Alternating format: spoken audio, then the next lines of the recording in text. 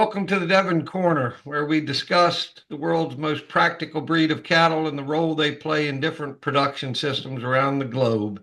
Everything from genetics and pedigrees to cattle and pasture management. Our guest today is AJ O'Neill, O'Neill Quality Meats, O'Neill Quality Devons, president of Red Devon USA. My partner, Steve Montgomery from Lamppost Farm, as always. Thank you guys for being here. And Steve, you want to start us with a prayer? Sure thing. Let me pray for us.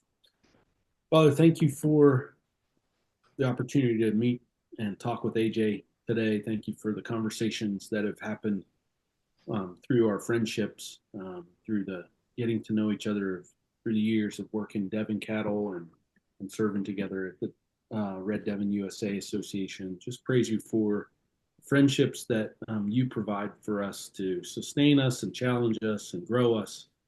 Thank you for AJ and his role in that process. Thank you for his leadership now in the organization and for his pace setting when it comes to business and understanding of what it takes to see flourishing happen in your family and in your operations.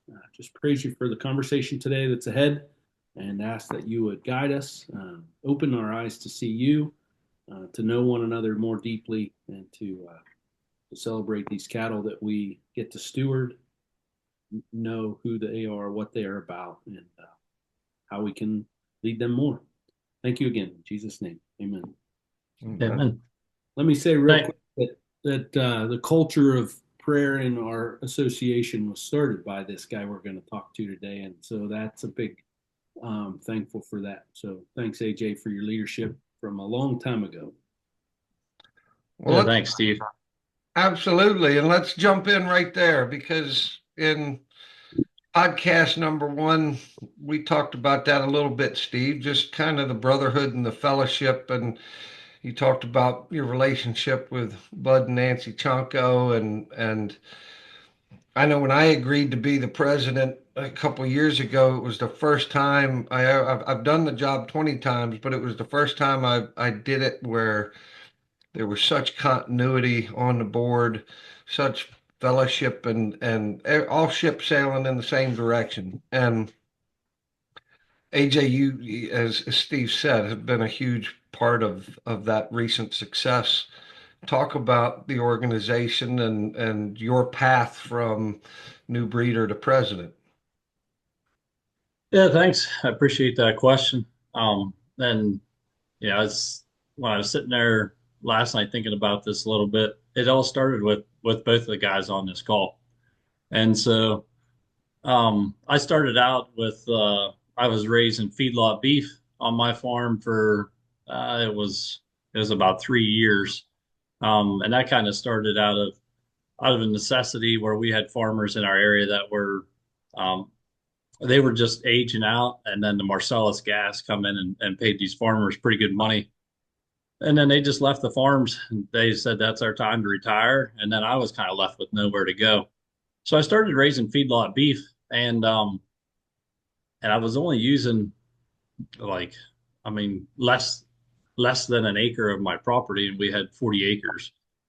And so I was doing some research and trying to decide. I'm going through universities. I had actually done an online study course through Penn State just to get me, understanding the cattle breed, because that wasn't really the path I was ever planning on going down. I had a different background as far as I went to school for engineering, so I didn't know much about cattle, and I didn't grow up on a cattle farm.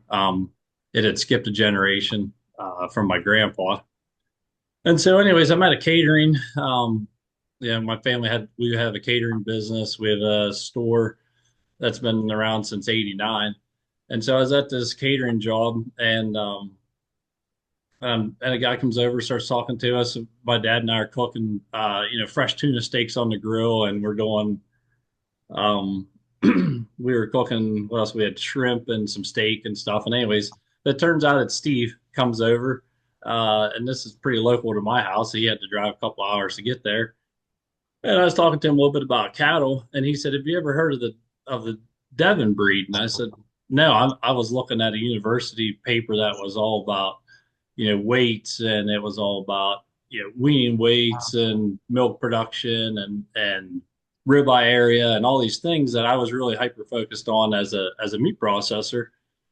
And there was a list of 15 breeds, and Devon wasn't on that list. And so when Steve said, "Have you ever thought about Devons?" I'm like, "What's a Devon cattle? I haven't heard about that." So that kind of sparked my research to it.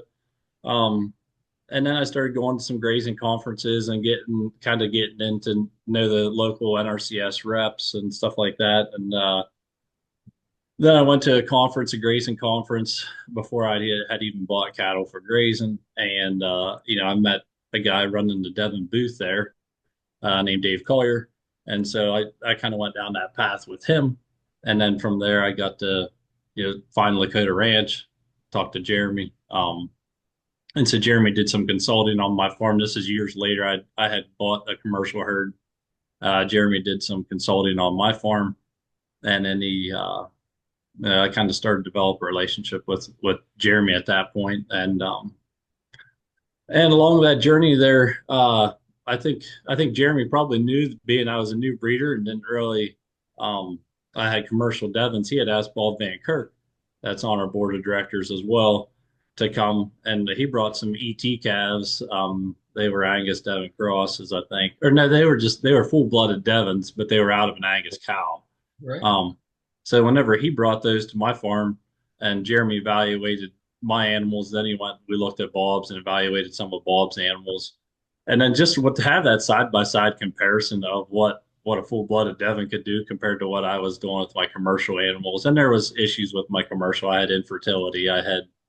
Um I had just other stuff that was going on that I didn't really want. So anyways, when I had the comparison side by side, then it was obvious that I needed to kind of move in the direction of the full blooded Devons. And so that kind of spawned my relationship. And then as I've gone into this organization, like as I've dug a little bit deeper, Jeremy had kind of asked me to run for the board. Um, to be on the board, I guess this has been 7 years ago now. I wrote, why I thought I should be involved in the organization, and I was just having a newborn son at the time, and it was kind of I didn't really plan on it all happening, and then it's developed, and I think over time it's just you want to be involved because of the people that you're serving with, and it's such a diverse group. I think when I first started in the organization, it was like if someone didn't agree with you, then I would take a little bit of offense to it. And it took me a year or so, maybe a couple of years, I can't remember, but to really start realizing that was part of the process. Like it's a good thing to have people disagree with you in a healthy manner, and out of coming from the right place and the right heart, where it wasn't malicious. And then you started to realize like I need other people's perspectives in my life to really help complete the person that you are, to understand the whole picture. And so I've been super thankful for that as I've grown as a person over here the last couple of years, and just realizing what a blessing that is. And now being able to try to lead people in with that direction, with that mindset. And I mean, we have a pretty diverse board as far as ages and interest and the amount of cattle you own. And half of our board of directors are females, and I don't know that that's common in the cattle industry. And so it's been just a really awesome tight knit group, with just a wealth of information. As Steve referenced in the last podcast, Rick and Alara went around to a lot of our board members, or almost all of our board members, and shot those videos.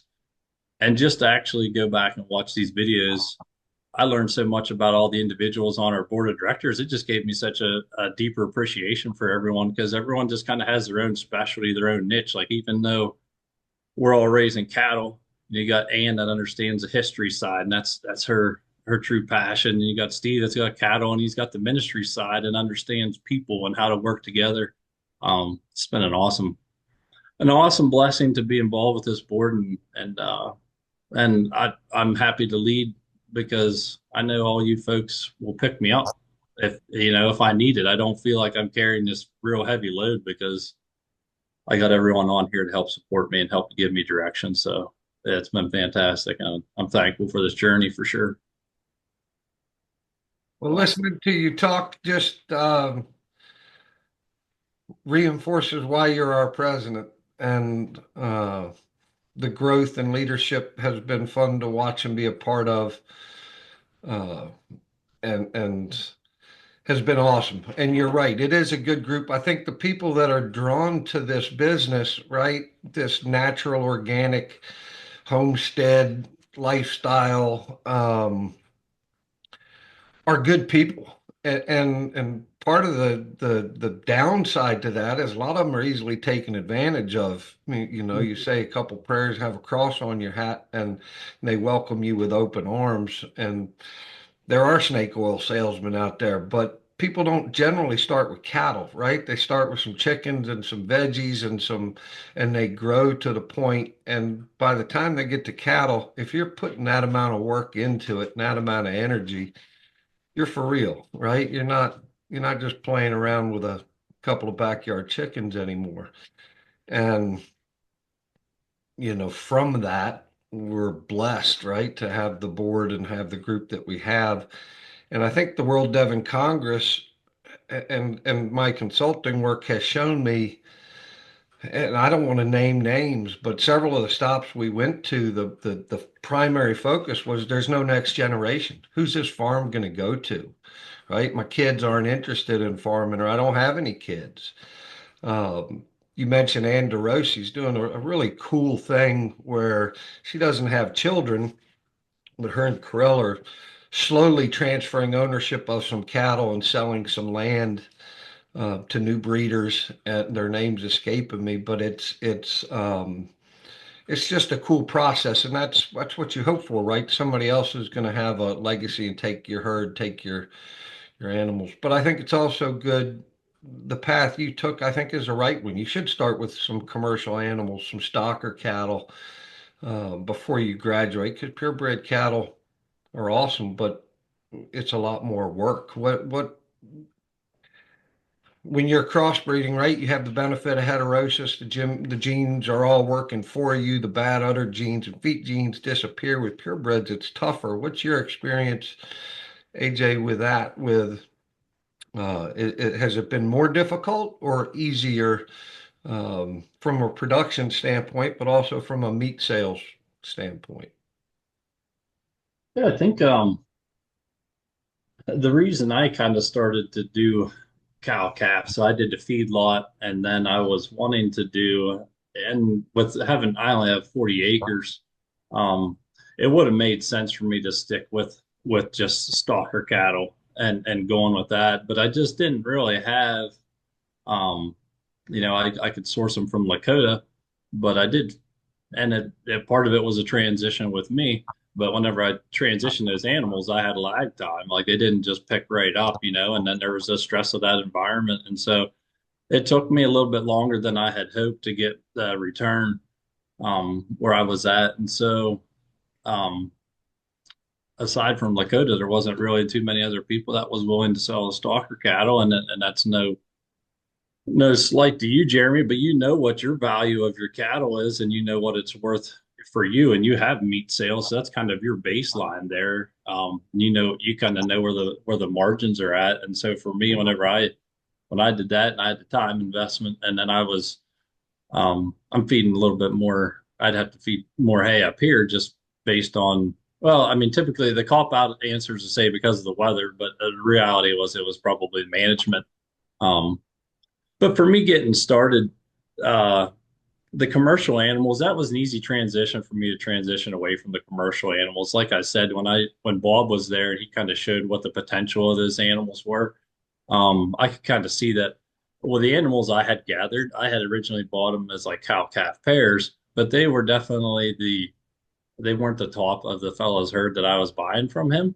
And then there was like they were like kind of like wild cards. Like you just weren't sure what you were gonna get with it. And like there was some Charlet influence.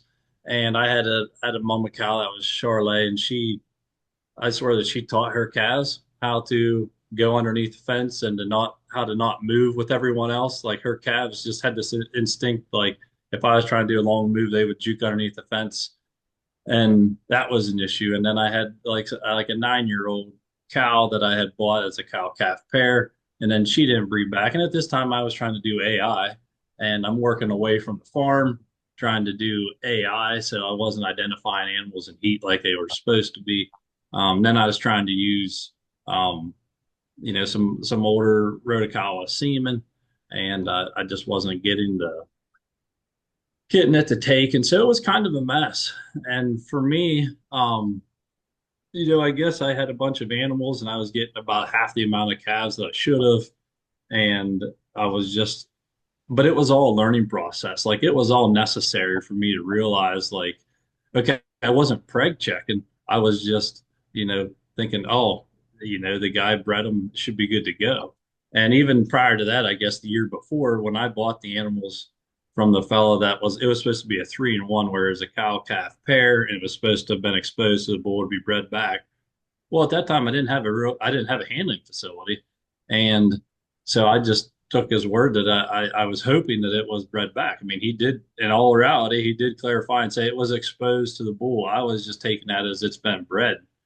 So there the cow was it, and then she never had a calf, and so then I'm a year open, and I have this other calf, and so it's kind of turned into disaster. And like the animals, there was positive things that went on in there, but realizing that the fertility was an issue, and my management was also an issue with that. And so I did, get whims where I had a couple of nice calves, and that was giving me the hope to keep on going. And then I reached out to Jeremy, and after he consulted with me, we had more conversations. We talked about a possible partnership, and then that gave me the ability with my partnership with Jeremy in order to have, a bull on my farm all the time. So that would immediately help with fertility. That helped me into genetic line that I wouldn't have been able to afford otherwise, just through what our contract was. And so for me, it's pretty easy transition. I didn't. I'm trying to think. The commercial animals I had as far as their meat quality, I only had a few to look at, and I will say that was with that being earlier on in my career that I didn't. It wasn't too impressive because I was trying to go by age instead of evaluation of the animal. And so whenever I switched to purebreds and I understood what finish looked like from there on was when I was like, okay, now we got something. So I actually saw better meat quality with the purebreds, but the caveat being, my me not totally understanding what a finished animal looked like. So it's kind of unfair for me to compare those two because there's a lot of growth that happened with me at the time. Um, but I will say that there's another guy that's his name's Bill Pickin, and he sells a lot of grass finished beef. And him and I have both talked, and we both have said that we actually prefer um, the purebred Devons, and that they actually have better quality than most of the crossbred Devons that we see come through. So typically with the crossbreds, you're going to get heavier carcass weights. But then you're also going to have like a heavier bone structure and stuff with it too. So that's kind of the difference I'll say between those two. Well, it's interesting you say that. And in the last week, 10 days, I've had calls from Dustin Driver in Summerfield, North Carolina, Doug Marcinick in Florida, Steve Montgomery reached out about some steers. Brad Gibson up in Canada wants truckloads. There's an Amish fellow up in Maine that wants truckloads. Um, whom I forget. Maybe we ought to make that a regular thing and post what's for sale for stopper cattle. But at the end of the day, I mean, we're at the worst time of the year right now. Nobody buys cattle in February, right? But we're getting calls and calls and calls. So I think it's um I say to people all the time, if you had 20 finished steers Devon steers of reasonable quality. Right now, I had 10 different people that would buy them in a day. Yeah. Um, and so if you want the purebred, yeah, you're right. You pretty much have to get into it for yourself. And so, I've sent you all these questions about you and your family. We jumped right in, but I want to keep where we're at and hopefully circle back to that. Um, you said it was an unfair comparison, but you and your father run a store and a butcher shop, and you cut carcasses, not just for Devon people, but for all kinds of different people. Um, Tell that story. How do Devon carcasses and Devon cross carcasses? Obviously, the management and the farm plays a role, but I think since you see such a big sample size from such a variety of people, just compare the breed to other breeds. Alan Williams said at our meeting in Kearney, Nebraska years ago, I wish we had it on video. There is something special about Devon beef, something that sets it apart from the other breeds. There's just not enough of it. And you having a family rich in history of butchering animals, speak to the Devon versus the other breeds at your experience level now. Yeah. I would like to provide some context for that because our business is more of a retail, and so I do a lot of value added processing where I'm doing beef sticks and jerkies and bolognas and stuff. So we don't really, I'm not seeing 20 sides of beef come through my place in a week. So that's I want to just provide context there, and I will also provide the context of our area is so I'm in Western PA, and we get typically 5 good months of wintertime.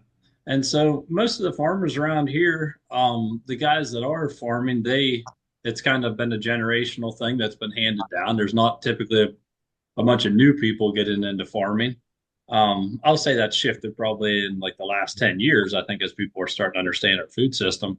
But I didn't have a big sample size of people doing grass fed, grass finished. And as a matter of fact, when you kind of say that in our environment, most people just think you're out to pasture. You don't understand the economics of it. And so most of the carcasses I would see were um, corn and soybean finished. And, they're all kind of running a similar thing. They'll say, I feed hay, but a bulk of their diet was grain finished. And so that's why whenever I got into it, I was actually buying our meat market used to just buy from guys that they were doing a tenderloin where they fed just straight shelled corn and protein pellet for the whole life of the animal. Um, so then the people that I did know that were trying to do grass fed, they were like they were getting in and hearing the Alan Williams and those people, and they were like, okay, this is the path I want to go on. But they were so hyper focused on the grass and the soils and stuff that they didn't understand the animal and they didn't understand animal nutrition. And so I'm getting carcasses hanging in there at less than 500 pounds for some of these animals. And even if they were low line Angus, and I knew another guy that was doing some Angus Wagyu mixes. And he's seeing these success stories and hearing people saying, we're finishing these carcasses in 18 months without understanding the whole context of how that's happening and what he's feeding the animals. And so they were poor carcasses that I seen. I would before I started raising cattle, I was always questioning like, what breed is this? What is your? I would ask the individual farmers, what were you feeding it? So I was trying to get the background information of how that was, and I didn't have anyone. I only had a couple people that were doing just grass finished, and it was typically that super lean carcass with not a lot of fat. When you cut it, even cutting it on the bandsaw, the meat's like trying to move out of your hand because it's just not. Uh, there wasn't enough marbling to hold it intact, so it was just kind of like not great. And it was almost like call cows. And then my dad having a background of butchery, he worked 10 years in a slaughterhouse, and he knew we were in a small enough community. He knew the farmers they were coming from and kind of what their feed programs were over time.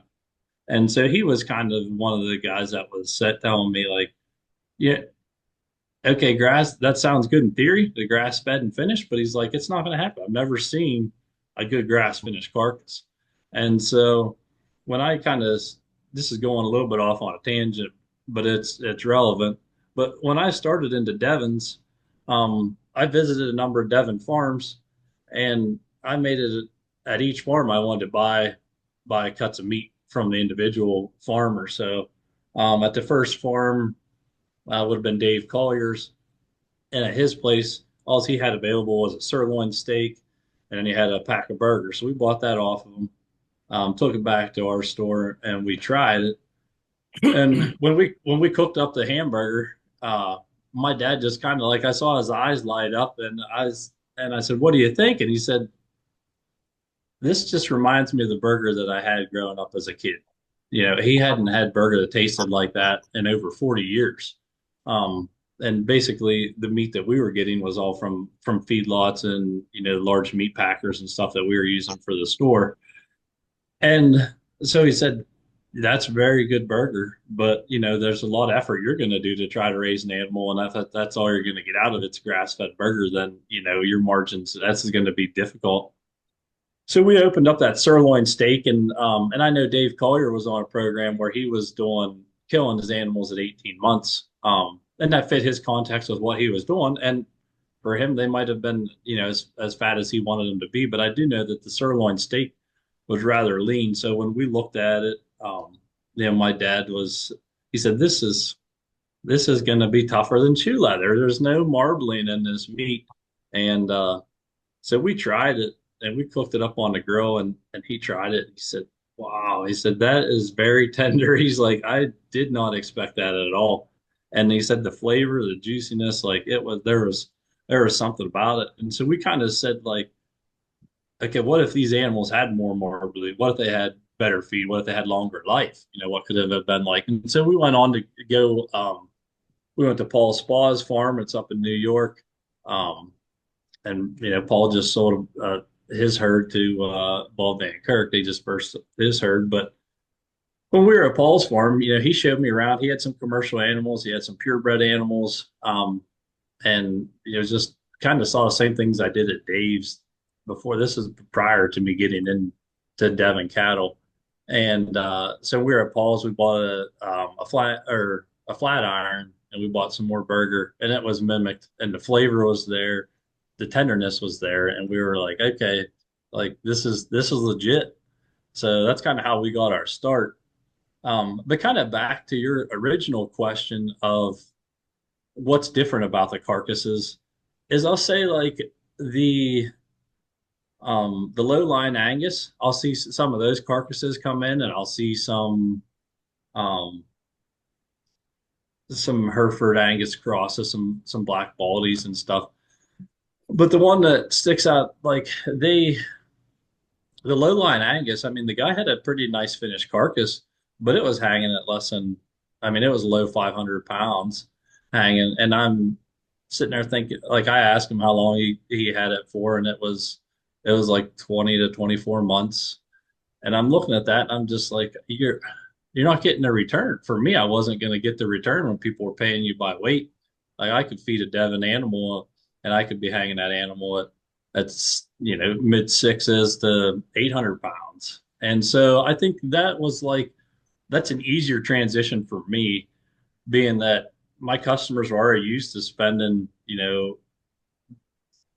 carcasses that were six to 800 pounds. And so for the Devon beef, you get that carcass. Like depending on now, you can get smaller carcasses, and depends on if it's a steer and if it's a heifer and stuff. But the for what I was looking for, the Devon carcass, provides that size, the shape of the loin area, the shape of your roast. Like you're not too big, you're small enough for a family whenever you're doing freezer beef, but yet it still can match your retail side if you're selling individual steaks. So it just has all these possibilities, and it has the ability. And since I've gone on and done this, I've done several cuttings and pictures and different things that I could show people. And I think that you might have some Steve there, some Devon beef that I raised. Um, But once you understand the finish and making sure that the animals are fat enough, it expresses everything else. Then you get your marbling, then you get your size of your steaks, and you've allowed the animals to mature. And man, Devons are the that's it. And I'll actually tell you this, that the guys I was buying the low line or that was bringing me low line Angus beef, and I had another guy that was doing some dairy. Um, these guys that I've worked with now and showed them what my carcasses look like, and I've seen theirs and I've cut theirs for them.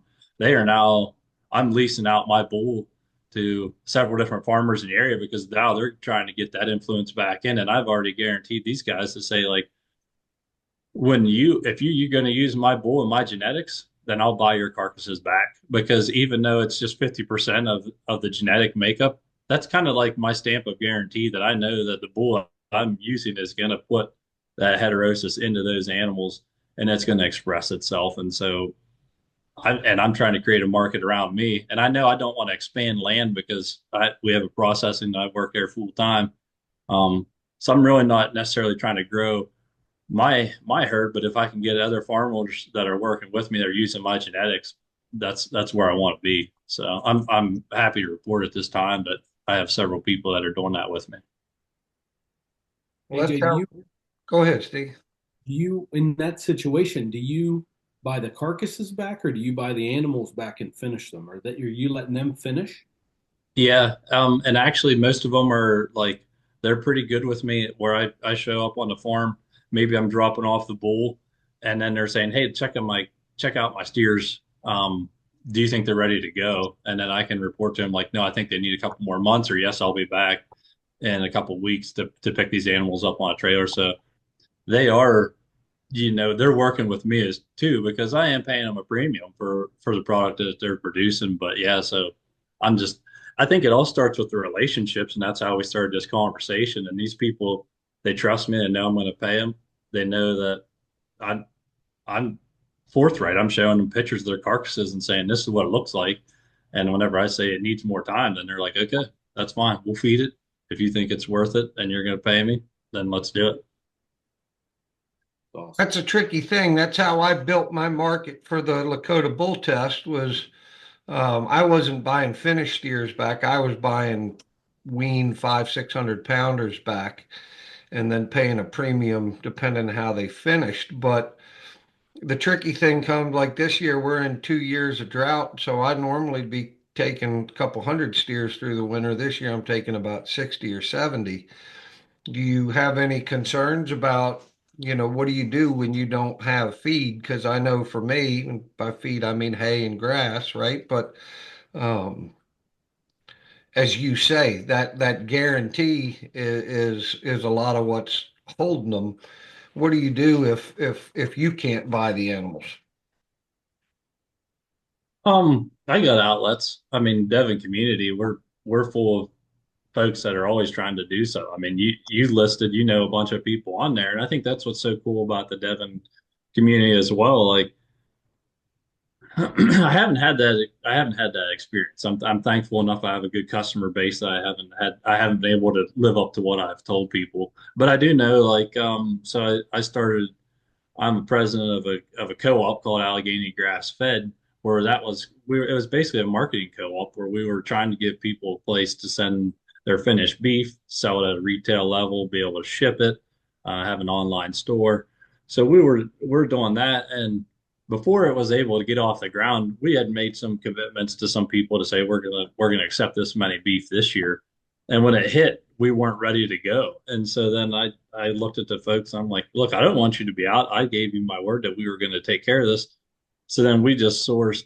We called a couple other breeders that I knew had a good retail market, and then they were happy to take those animals, at that price.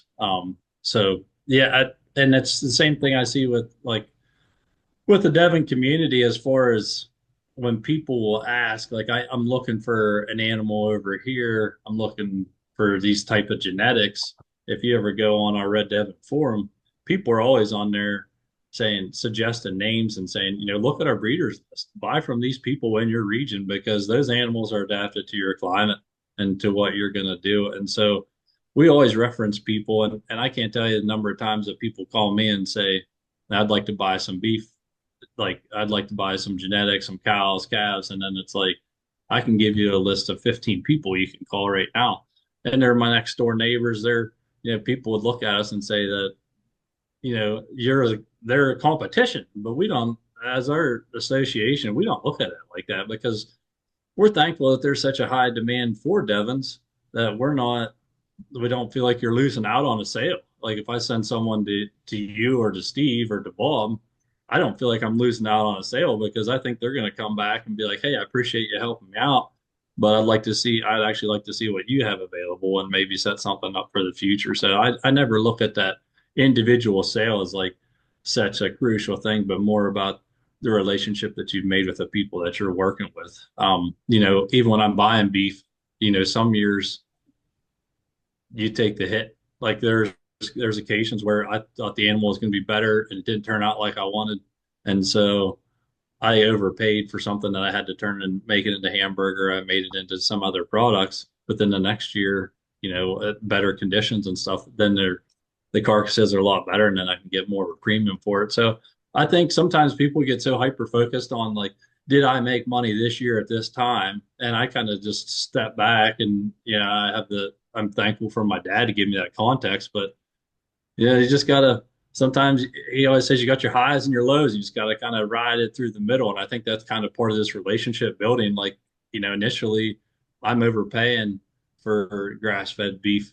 And then 2 years from now, maybe we didn't even renegotiate. So I had a chance to make some money and, the farmer, but the whole time they're not sitting there saying, well, the prices they went through the roof. AJ, I demand I want an extra quarter a pound because they're like, no, I know you've been overpaying me for the last couple of years. So if you've already set your price for this year, we can work within that context. And then next year we'll need to maybe think about readjusting that. So the relationship side of it, I think, is the crucial part of it. Well, 100%. And that's the answer I was trying to push you towards is that we just listed all these people that are looking, and that's a fraction. You talked about Bill Picken. He's always looking. And um, it is. It's a great group of folks, and you and I, of course, I know a lot of the answers to these questions because we've talked so much, and we talked about beef and beef quality, and you and I, well, actually, Ray Clark with the Dairy Devon started. Um, the story I'm getting ready to tell. They did some research on Devon beef and Devon milk and found some anti-carcinogenic properties in the milk, and that is what got me most excited. But they also found a lot of other things, and that led us to Utah and beyond. Why don't you tell the story about what you and I did with the meat research, based off that project and ending up there at Penn State? Yeah. Steve, do you have those pictures that I sent you from that? I do. I Yeah, that's fine. It'll take me a minute to get there, but I just wanted to make sure you had access to that. So that was kind of a little bit of a journey. And as Jeremy had talked, they had the original study was they had to they did a study of the milk, and then from there, I talked to them about how do we decide if there's differences here and if it has the opportunity to help with let's say I don't want to say like reversing cancer, but kind of like does it have anti-cancer properties in the meat? Is there something that's there with the grass fed with the system? And so when I talked to Robert Ward a little bit about it, he was saying that, he said if there was a study I could design would be to say you had rats and that you were basically gonna give them a gram of like a Devon beef and then a gram of conventional beef and then kind of track and see um of course, it would be infected with cancer. So then you'd see if there was anything going on that could possibly reverse that process. And as he's talking, I'm like I'm intrigued, but I'm hearing dollar signs and I'm not hearing human trials. Like I had listened to Fred Provenza's work whenever he was talking about I've seen some of the studies that he did where overseas they had human trials where they were taking they had kangaroo meat that they fed humans, and then they had wagyu beef that was 80%, at least 80% lean, 20% fat. And so basically, they did those studies where they were checking inflammation, and so they would eat the meat, and then they had a baseline test where they pull blood from the people that ate it, and then an hour after they ate, and then 2 hours after they ate their meals, and they were seeing this spike. I mean, your body is actually it is going no matter what you eat, your body's going to spike because it's trying to break down the food that you're eating. But anyways, they were already mapping to see that like wow, let's take this. They did a 2 week study and then they switched to people and then did another 2 weeks. But in the 2 weeks time, they could easily see the impact that it was having. I guess they want to call it like acute inflammation because while it doesn't seem like it's that much less inflammation that you're getting from having the kangaroo meat, which was their wild game that they were comparing to the feedlot beef.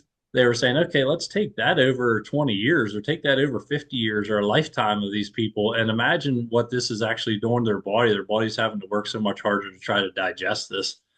And so when I had that context from Fred and the study that he was talking about, I talked with Fred and I said, "Did you have anyone else that's doing anything like this?" And he's like, "Well, no, in the United States, it's so hard to do human trials. It's very expensive and it's hard to replicate. And of course, that's what the whole industry is about. They want it to be randomly replicated over hundreds of trials, over hundreds of people, before you make any claims." And Fred actually said, I reached back out to the folks that did that study, and he said, would you be willing to do that study rather than, you know, two different species? I mean, you had cattle and you had kangaroos, and he's like, would you be willing to do beef and then beef in the context of grass fed finished, and then beef in the context of conventionally finished on corn and soybeans? And they said, no, we're not interested in doing that because we already we proved what we wanted to prove with the study, and that was in favor of the kangaroo and the lean meat. So they didn't really have any interest in doing that. And I reached out to a couple of different universities. I think I was in talks with two or three different universities, um, and they were all saying like we're talking 20, $30,000 just before you even start scratching the plate. And I knew that the Devon Association didn't have that kind of funding available, and I also knew that the industry was not really interested. Universities were actually shying away from me as we talked about this because they did not want to bite the hand that feeds them. They did not want me to prove that grass-fed beef was healthier or better than the conventional beef, and that's just the reality of what it was. That they knew where their funding's coming from, and they didn't want to touch that one. So we went. I had a relationship at the meat lab in Penn State. That's Penn State's 2 hours from me, and I knew the guy that was running the lab, and I told him kind of what I was wanting to do, and he's like, "Yeah, I'll welcome you to come down." So we had taken Jeremy. I kind of talked to the guy at the context of, what are some of the cuts and what are some of the testings that we could do. And we did fatty acid composition testing. We didn't do that day in the lab, but they did it like through another department. When we went down there, Jonathan Campbell was there. He's the one that was doing the research and stuff with us. And so I said, let's just do everything you can do, like on a bench top, tabletop, whatever you can do today to show us. So we had 6 different Devon pieces. Like we had with the same cut as a ribeye between the 12th and 13th rib. So we were making sure that we were narrowing down our parameters, and we had 6 different carcasses from Devon beef. I had them all tagged and how old they were, and then I just grabbed one of our choice New York strips. Or there's a strip loin, but on that side between 12th and 13th rib. And so we took it down there, and we were just evaluating that choice commercial grade one to the 6 Devon ones. And so we did a marbling score. We did the pH. In this picture, we're getting ready to do the shear force testing, and so he's showing us how to core that sample. So he's saying you want to go with the grain, so that way when we put it across the browser shear force, and when they're going to test the cross section of it, they're going to mimic what your biting force is going to be. Um, so it was a really great learning experience. I think what we were trying, like I talked about this at Lakota, it was kind of like us when we went to the Kyle show, where we tried to take our context of grass-fed beef and what we were trying to do, and we're going in there and we're competing against people in a show ring that have selected genetics to get fatter, to be blockier animals, to do these things. And so I think that those two things were kind of similar when we were in that lab, and I didn't understand at the time. I didn't really know how they were judging marble score, and I didn't. And basically, Jonathan had pictures of each grade, and there's different choice grades, high choice, and then it was far more involved than I had ever seen or involved with, and it was kind of objective to the point where it's whoever's grading it, it's kind of what their interpretation of it was. And at one point, I had said, Jeremy and I both questioned. We said, well, I think that steak there looks more like the one that's you have pictured here, that the higher grading. And he said, well, no, because he said, while you see all these like flakes of intermuscular fat, there's fat streaks in it where the fat's kind of connected. It's not individual flakes, but there'd be like a little streak in the meat. And he said that's actually a deduction in the industry, that you would get deducted for that streak of fat. They want to see flecks and flakes of fat throughout it. And I think Jeremy and I had kind of disagreed with that interpretation, but nonetheless, that was his interpretation of how it was. And then when we did the shear force testing and they cooked the meat, now granted, I give them credit, everything was prepared the same and done the same, but they took the steaks and they put them in an oven and cooked them at, I believe it was 200 degrees, either 200 or 250 to cook the steaks. And then they took them until they were well done.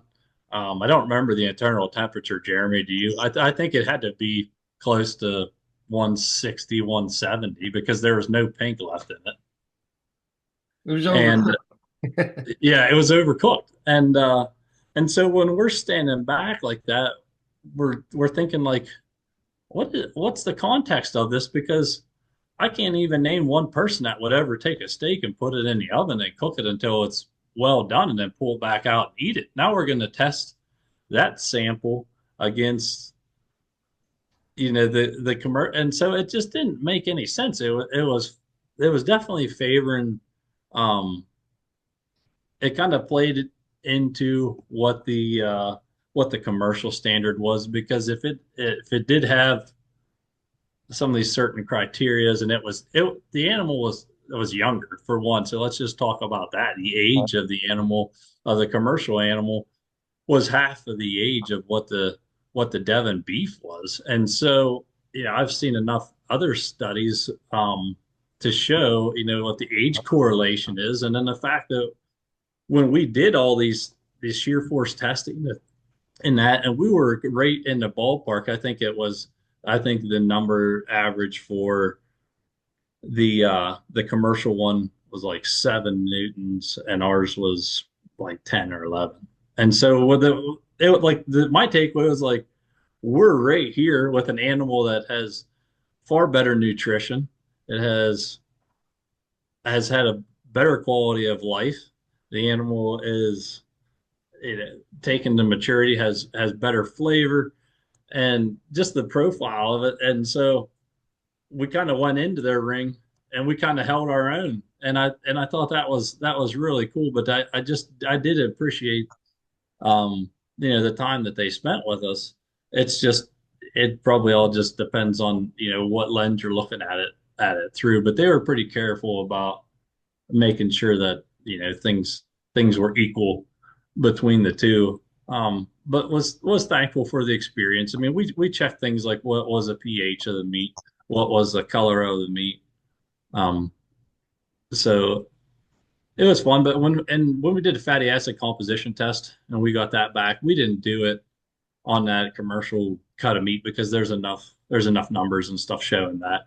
We did two of our own steaks and they did the fatty acid composition in our Mego 3-to-6 ratio. I guess I'll say 6-to-3 come back and it was 2-to-1, where the commercial industry is typically like 16-to-32-to-1.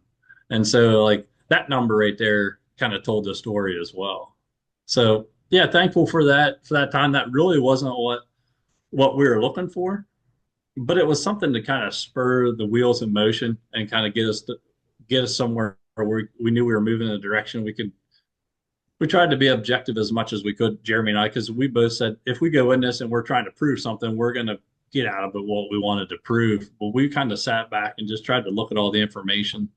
And I'm thankful for the experience we got to do it. It wasn't like a ton of money, and it wasn't, our random replication was we had 6 and 1, and that's fine because we already talked to our customers. We talked to other Devon beef people. We kind of know what the answer are. I don't necessarily need to have someone with a degree to tell me that, this beef is better for me because I already have customer testimonials. Well, we didn't get the raw data that we wanted, but I think if you remember, there was some data that was way in our favor, and they were like, "Well, that's too good. We got to retest that again." And till we get a different number, and I think it was what you've heard. I deal with Virginia Tech and a lot of programs, and a lot of it's not whether you're right or wrong, it's does it coincide with the people that are paying for the different studies and the bigger picture. And I don't think we were allowed to win. um, but what I took away from it personally was, and we'll try to get the picture up for those that are watching, not just listening, but there was one picture you took of all the steaks on a tray together, and you can't pick out which one is the grain-fed choice steak from the 6 grass-fed Devons. And we were right there with all the numbers across the board. And um, I didn't go home going, man, we really need to up our game, or I should be feeding some grain, or, that we were doing something wrong. Now, in fairness, we didn't just take 6 random Devon steaks. As you said, you get underfed animals through your shop and have seen good and bad carcasses, which there are in all breeds. We took 6 nice animals, finished them properly. We didn't know what their meat quality was going to be before. We didn't select them on the rail. We selected them on the hoof. Um, but I, I think we reinforced what we already knew, but we didn't get promotional material like we had hoped. So, I think kind of a unique thing too to kind of put a bow on that is that the guy that ran that test with us. So there's 2 guys. There's Ed Mills and then there's Jonathan Campbell. And Jonathan Campbell has a PhD in meat science. He's ran that department for years. And but as I went to PAMP, which is our Pennsylvania Association of Meat Processors, probably like 5 or 6 years after we've done this, he was with us and did this study with us. I saw him stand up in the front of the room with a couple hundred of us in the auditorium and said that I've seen some of the best the best eating steak I ever had was grass fed. And he said my worst eating steak I've ever had was grass fed. And I don't think that he would have said that. And I'm not sure that our trial might have had something to help kind of change his mindset there as well, because I don't think that's something he would have said when he originally started there, because he came from Iowa to there. So it was kind of neat just to even to hear him. I think people are finally coming around to that thought too, and I talked about that in the very beginning. And so it's the degree of finishing how you're doing it. And if you're someone that's listening to this podcast and you want to know more about this, I mean, Jeremy's got a bunch of YouTube videos. We've done webinars on our website. I mean, there's a ton of this information out here. And I'd be happy to send you more pictures, and you can go on my Facebook, probably Jeremy's and Steve's both, and you can see examples of this. And we continue to try to educate and show people, like, here's what we look for in these animals, and then here's the live, and then I'm showing them here's what it cut like, and here's the hanging weights, and here's the age, and different things like that. So yeah, there's Steve showing a picture right now. This was everything that we cut that was in a hind quarter of beef. But I had one of my friends that was professional. We did this uh, for our website for Allegheny grass fed. But this was Devon beef, and it was kind of neat because um, my friend from Okeechobee Media, Gary Heath, he took these pictures and he said this was probably like, yeah, him and I played basketball, grew up together, we were best friends as kids, and he come over here and shot this, and he said this was probably the one of the most fun I've ever had doing this project, doing a project like just like taking pictures and doing stock photos and stuff, because he's like, I could see the passion that you had when you were cutting this meat, and I could see that you put so much time into raising this animal that, like, you wanted every cut to be precise, and you understood certain muscles and how to display it, and then he just knew how to display it and space it. But this was just a really fun thing to do. So this was everything that you could typically get out of a hind quarter of beef that we displayed in this picture. Hey, so a question for you, AJ, and in light of this is like, what are the tests that if we could um, have them done that you would say, this is kind of the next horizon, right? So you talked about they got what they needed out of the kangaroo meat versus beef test. But what would push us forward, if you're, in your opinion, like what other tests would be valuable to have? Yeah, I that one's difficult because I don't the context I'm thinking of is how Fred thought about it. I haven't really thought about it in a different way, but I do like the idea of, in the beef industry, there's like, actually, I'll say the farming industry, we have so much like segregation. And I kind of, I mean, while I'm president of the Red Devon Association and I want to promote Devons, I know there's a limited number of Devons that people can get. So I don't want to come out and say, I don't want to think of a test that makes Devons win. But I'm trying to think of it in the context of grass fed and what the impact of that does for our environment and for producers and the quality of life for people and everyone that's around that system, including the neighbors and the farms.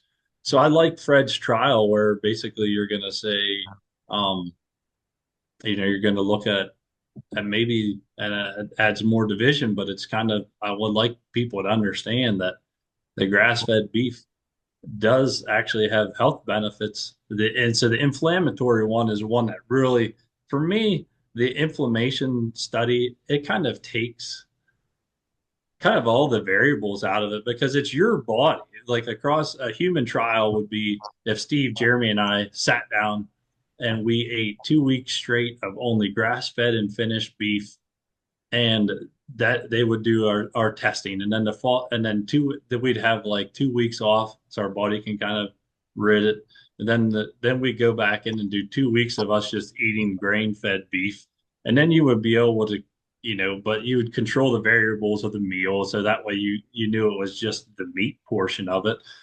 But then you would easily see that Steve's body reacts better with this. And that trial can just be done by someone just buying grass-fed beef for a month and feeding it to their families and feeding it to themselves. Like, it would be cool to do at the university, have the graph to show all these things, and you have legitimacy of of the university backing you. But each individual can do this own study. I mean, and we do it with ourselves. I mean, we switched over to farm fresh eggs, pastured eggs. And like now I don't raise pastured pork and I have access to beef or to pork that's cheap. I can get pork that's less than $1.50 a pound a lot of times. That's commercial grade stuff. But I just went and paid my neighbor over $3 a pound for the hanging weight of a pig because I want to feed that to my family and I'm going to do my own trial and see how my family reacts after eating this stuff. So um, I guess in my context of, I guess because I'm getting older and then maybe I'll glean a little bit of wisdom, but we don't have to wait. And honestly, I even had a guy from university say the universities are, we're always trying to catch up to what the producers are doing. They're like the producers are always, they have been forever been pushing the industry. And that's why the universities are just finally starting to catch up to the grass fed. I mean, we've been doing, Alan Williams and them have been promoting, high density stocking with long rest. And the university they're just starting to do that. We've been doing it for 15 years now. So like, I mean, maybe that helps to pave the way for the next generation, but I think if they get enough guys like us on these testimonials and people and your neighbors and that, like, I mean, that's really how you're going to get it. I don't know that the average consumer, if you put these studies up in front of them and said, here's how these two steaks compared in this trial, they're just going to say, well, I know you, Steve, and I know you as a person and your integrity, and you're not going to lie to me. So if you're telling me that this steak is better and I know you've done your research, then I'm going to believe you. And we're going to eat this. And then they're going to realize, hey, I am feeling better now that I started eating that meat and I cut some of these things out. So It's I'm amazing. sorry. Most That's people come to this because they have a health problem, and now they got to have all natural products. And what you're suggesting is being proactive. Don't wait till there's a problem. Uh, start now, and you will see a difference, right? I oh mean, yeah. it's there's a lot of supplements you take, and you go, well, this is supposed to lower my blood pressure. Well, is it or isn't it? Not really. Well, maybe I need to take some more. I mean, you'll notice. You talked about pork. I've got a neighbor with blood pressure. If he eats, a sausage biscuit from a restaurant, it'll change the color of his face. He'll have to go lay down. He won't feel right for 2 days. He can eat grass-fed pork. Took him like 12 years to even try it. He was so, he had given up on pork. And those are extreme cases. But like you say, when you care about your family and what they're putting into their body, always amazes me when somebody goes, your grass-fed beef's too expensive, as they puff on their cigarette and drink a Diet Coke. And you go, well, is it? What are your Yeah. priorities? Yeah. And I'd say, I mean, even if you think about this in the context of like going to a doctor. Like, so that's almost what we were doing. We are going to university, we're going to a doctor, and they're going to tell us, this is how it is. When you go to the doctor, the first thing they do is ask you a whole bunch of information about your family history and what you're eating. And well, maybe they should ask more about what you're eating, but I don't think they typically do that. But it's all about the family history and trying to understand the context. And then they're gonna give you a prescription. They're gonna say, come back and tell me if that worked. Well, why do we have to go to the doctor and why do we have to wait and figure that out? Like, you can figure this stuff out for yourself. And that's actually how I kind of came to the natural beef. Like you said, I had a lot of concussions and then I had motorcycle wreck and different things. And so I had these headaches and these post-concussion symptoms that plagued me for years.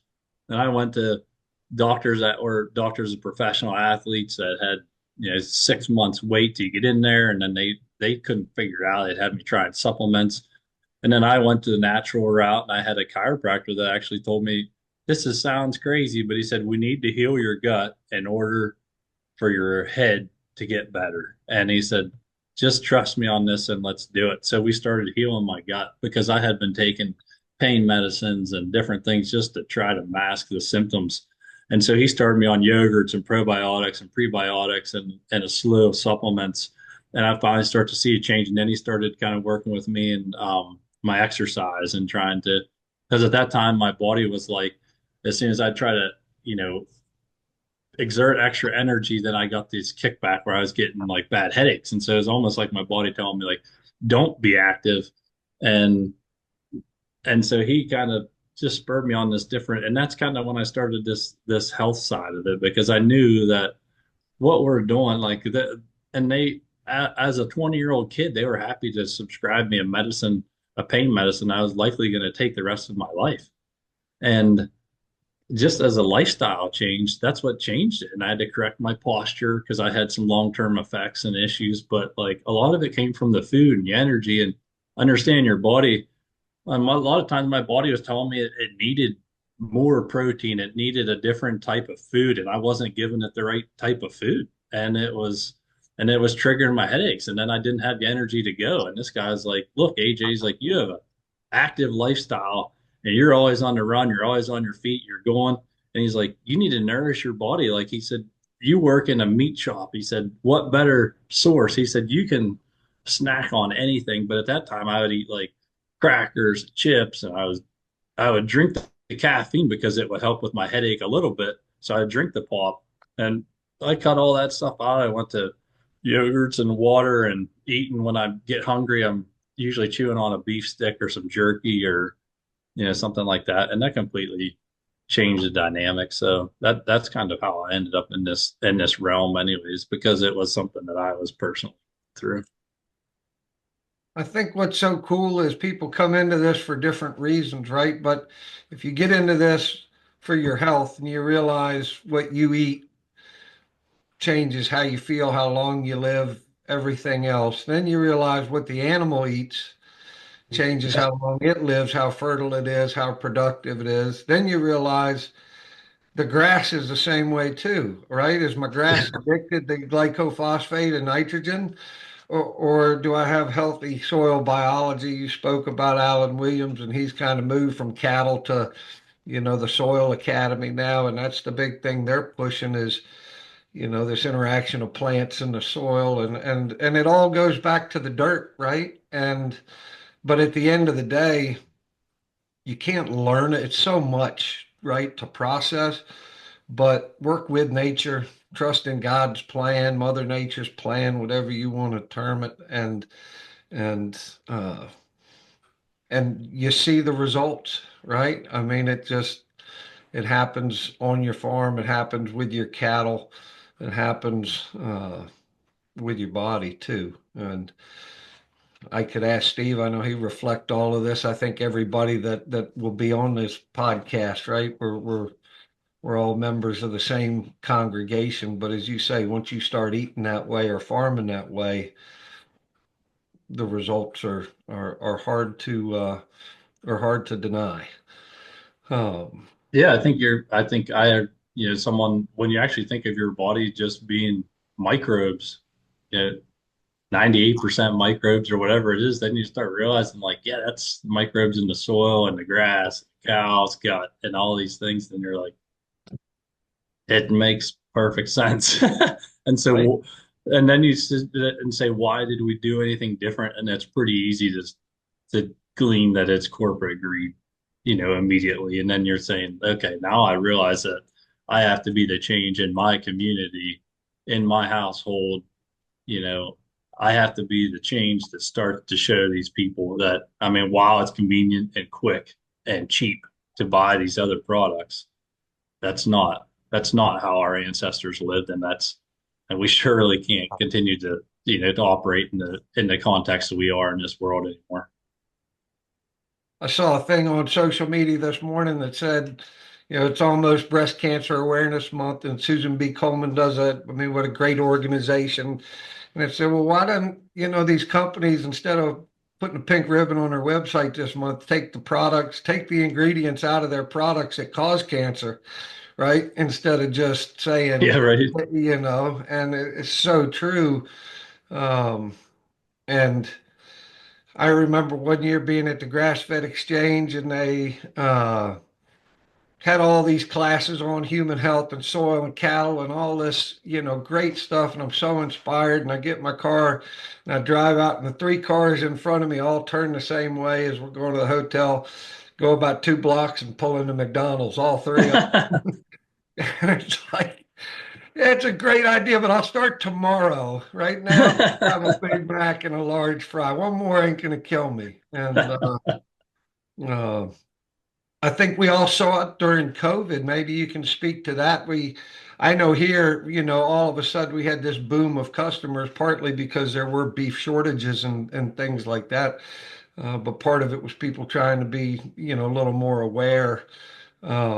What did you notice during COVID with beef industry and sales as a store owner? Yeah, I mean that was cool because I can remember probably some of the first conversations I had was probably with both of you guys and trying to understand what availability was. I remember talking to you, Jeremy, and saying like, if we need to bring a truckload of your animals up here, what's it look like? Um, but for our retail market, we still do sell, I'd say 90% of what we're doing is still commercial meat because what I'm doing, a lot of folks are just buying it up for themselves, and I'm stocking people's freezers, and I do have a retail section and stuff. Um, but for us, it was kind of it kind of came from, I mean, that, geez, the meat industry was crazy at that time. But folks, farmers that weren't, they had always took their stuff to the auction. Now they had a chance. They had a stake in the game. So slaughterhouses are backed up, and we're running at max capacity, trying to help them so they could get it to their neighbors at the same time, trying to run the retail side and trying to make that happen. What was kind of the reason that I never really had to worry about a scarcity of beef was because the restaurant industry shut down. So now I had all these vendors that typically would be feeding these restaurants, and now they're saying like we're hurt, like these restaurants are closed, and I don't have anyone to sell to. So now they're coming to a small meat market like us, and they're giving us specials, and they're trying to move products because they were just these warehouses were sitting on it because restaurants are closed down.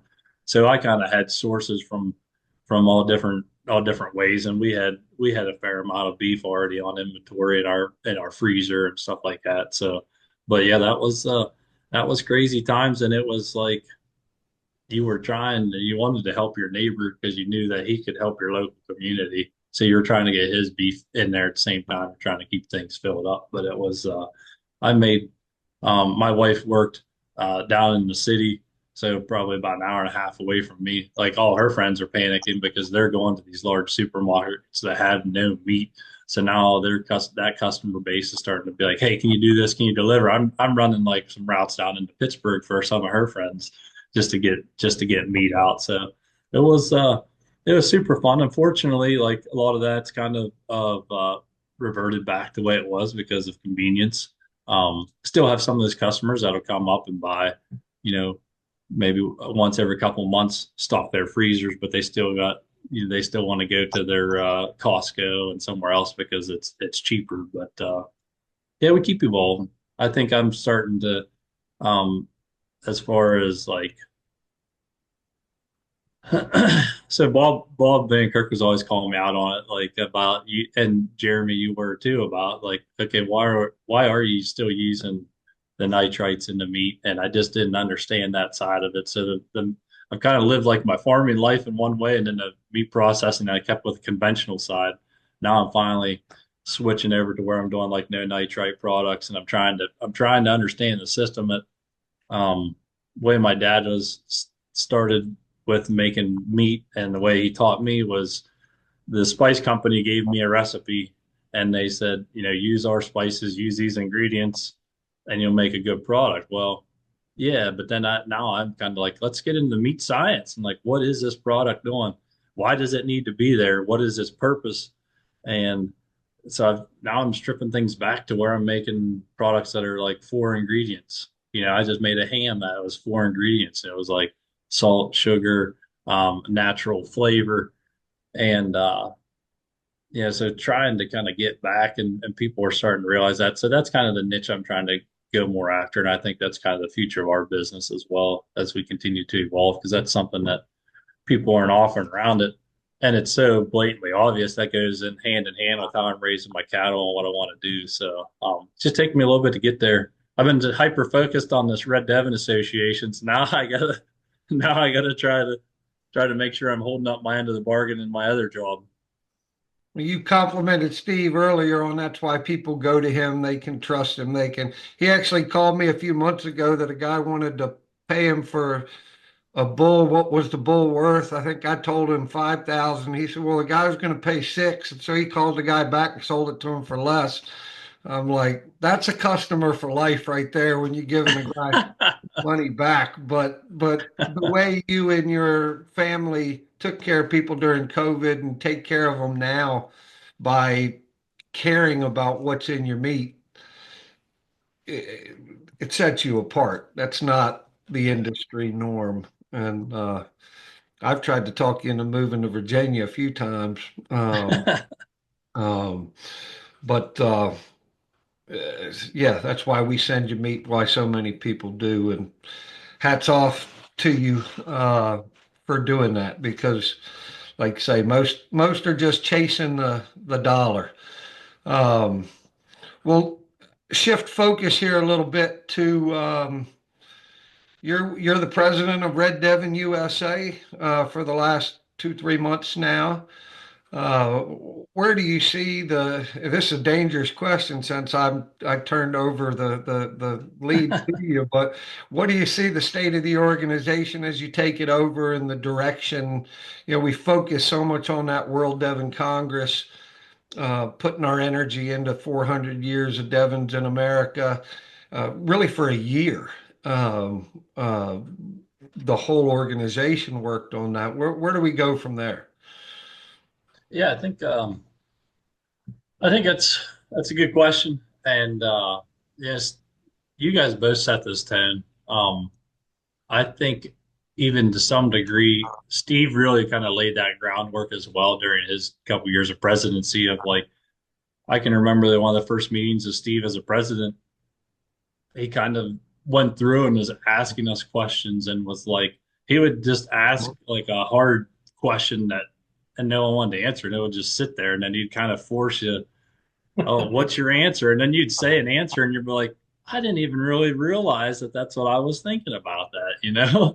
And so Steve started to create this climate of understanding what each individual person was able to bring to the table and you know how they want to contribute and then try to energize them and keep them moving in that direction. So I've kind of tried to mimic that to some degree. And I think we're still getting our footing after the World Devon Congress. Like as we invested so much time and energy into it, like we all, you know, we have probably put in 3 years worth of time that we typically put in the organization, all crammed into maybe 4 months, and and after that, we felt like we owed it a little bit to our families and ourselves to just try to be like, okay, where do we go? And so when you guys kind of passed the baton to me, it was like, all right, you know, we had that little bit of rest. And now we got a few new people to the board that are like super, you know, with Donna and then with Amber, that, you know, are kind of that's a beautiful thing about kind of the turnover of the board too, because you get on a new player and they just like energize everyone to go. And so, um, where the organization's going through, I mean, we kind of have to stick to our main things, and that's continue to, you know, get members and promote the benefit of membership and to capture, you know, this community of what we're creating, and that you guys are doing it right now. I mean, I a couple of years back, I had done it with the webinars and was trying to generate this following of people, and you guys are taking that to a new level here with this podcast. Not saying that we're getting away. We might go back to webinars too, but this is just a real informal space, and I think we've known that. I think Jeremy, you brought that to the attention of us, you know, many times where you sit there and say we have a access to a vet, and we got access to a meat cutter, and we got access to a historian, and um, you know, and all the different things people and like, why aren't we tap into that? Where I was trying to run webinars where I'm paying an expert to come in and tell us stuff, which was costing us money and wasn't, you know, we weren't super profitable in the webinars. That wasn't really our goal. It was just to create the community. But then when you actually realize that we have the experts, a lot of us are on the board of directors, an expert in a certain thing. And so you guys are on the right track. So promotion of the breed, we want to continue to get people knowing that the Red Devons are there, and we need more people involved so we can kind of meet the demand. Um, and that's a little bit of a tougher thing right now because I think a lot of the people that are there's a lot of people in the movement that are leaving their city jobs and wanting to start farms, and like where Steve's talking about this farm planting and stuff. Like I think that's the move. I don't think that we're gonna get the. It would be nice if there was one cattle rancher that wanted to switch to Devons and he had 2,000 head. We could all kind of. I actually don't think that would be better because then you just have one guy kind of controlling it and feeding everyone. I think actually the way our model is that we're kind of small. We're tight knit. We have a very personal relationship with all the animals in our herd. We understand those animals, and I think we continue to grow that. And I think as long as people are responsible enough that they're not necessarily giving animals up the bottom of their herd to new breeders just to get them because they can get it cheap. I think if you want to be responsible with these folks, I think you need to realize that animal should go to the slaughterhouse and you should set them up with an animal that's going to make them successful to get back in, because I think that was my initial start. Had it not been for the encouragement of Jeremy and Bob, um, I very well might have went back to just a conventional side because of the failures I felt. But I think the animals that I bought, I think the breeder actually thought that he was I don't know if he thought he was doing me a favor. I think it was work for both of us because I needed to buy in cheap. But now, like I've had some breeders come to me and they're like, "Well, that's too much money." And I'm like, "Okay, but I understand it is a lot of money, but do you need to buy 10 animals or can you just go with like 3 or 4 this year and get yourself started, be successful? You can go buy 10 and if half of them don't breed back, what do you really have?" And so I think the idea of starting small and building out your herd with knowing what you have, I think that's the best way for success is to start small. I actually started planting trees on my farm, and I was working with this guy, Austin Unrub from Trees for Grazers, and he was starting it, and I was kind of letting him work out some of the kinks. And one time I talked to him, I was like, we've been since you started before you started your business, I was talking to you, and that was 3 years ago. I said, if I would have started planting trees when you first told me about this, I'd have 3-year-old trees by now. And he always says, he's like, well, just start small, like plant 10 and find out, learn how the system works for you, and then you can grow. And I think that's how organizations actually going to grow. I think it's what Steve's talking about, what you're talking about. It's kind of the way I think that I don't know completely all the history, but I think the Devon organization has thrived because of the small breeders. I've seen kind of some of the bigger breeders come and go, but it seems like the smaller breeders are the ones that are the backbone of keeping this organization going.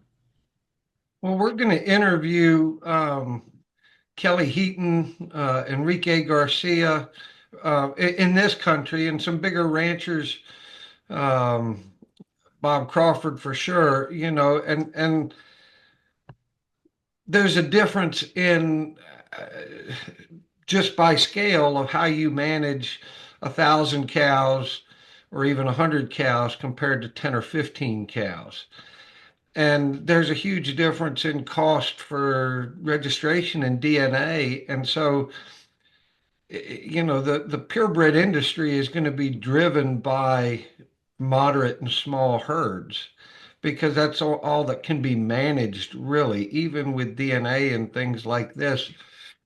If you can't see your cattle but once every 3 weeks, can you really put one bull out? Or do you need multiple bulls out there? I always say the average Western producer buys 5 bulls a year, and the average Eastern producer gets one bull every 5 years. And obviously, that's a play on words, but there's truth to it. And the biggest difference I see in this organization, 20 years ago when I got in, the people that had Devons had them because they were a historic breed, because their family had them. They loved their beef, they loved their animals, but they weren't farmers. They were doctors, lawyers, landowners. My father was a doctor. We were on a subsidized farm for years, but he retired years ago, and now this farm has to make money. You run a meat shop, you can't lose money on animals. Steve's, in the same exact boat, and this organization's driven now by people that make money with Devons. I think the guy that sold you the original cows, I think maybe it was a lady too, but I think they thought they were doing you a favor because they were told what these animals were worth.